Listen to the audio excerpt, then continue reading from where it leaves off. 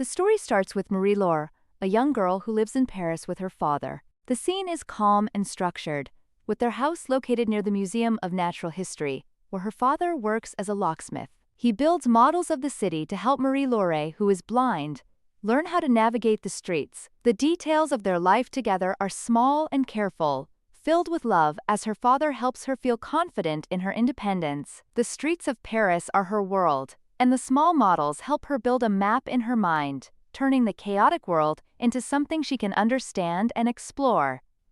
Then, the war comes. Germany invades France, and the quiet life Marie-Laure knows is shattered. Her father is forced to flee with her to the coastal town of Saint-Malo. The mood of the story shifts as the streets of Paris disappear, replaced by the rocky coast and narrow streets of the town. In Saint-Malo, they find shelter with Marie-Laure's great-uncle Etienne, who lives in a tall house filled with the sounds of the sea. The town is tense under occupation, and the threat of danger is everywhere. But Marie-Laure and her father continue to rely on each other for strength.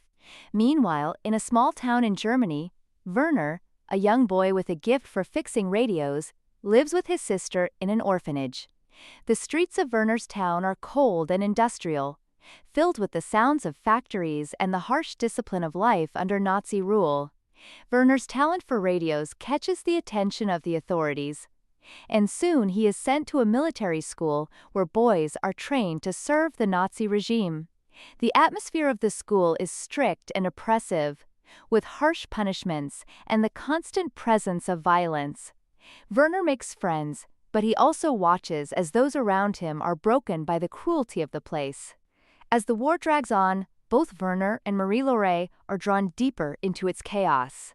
In Saint-Malo, Marie-Laure's father disappears. Taken by the Germans, she is left with her great-uncle, who becomes involved in the French resistance, using his radio to send out secret messages. The house in Saint-Malo becomes a place of quiet resistance, with the sea always in the background, a symbol of freedom and danger. Marie-Laure takes on new responsibilities, growing stronger as she learns to survive on her own.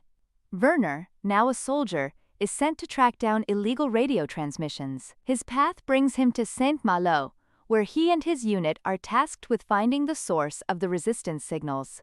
The city, now under siege by Allied forces, is filled with the sounds of war bombs, gunfire, and the shouts of soldiers. Werner moves through the rubble of the town, searching for the signal that will lead him to the enemy, but his heart is heavy with doubt. The things he has seen during the war have changed him, and he is no longer sure of his place in the world.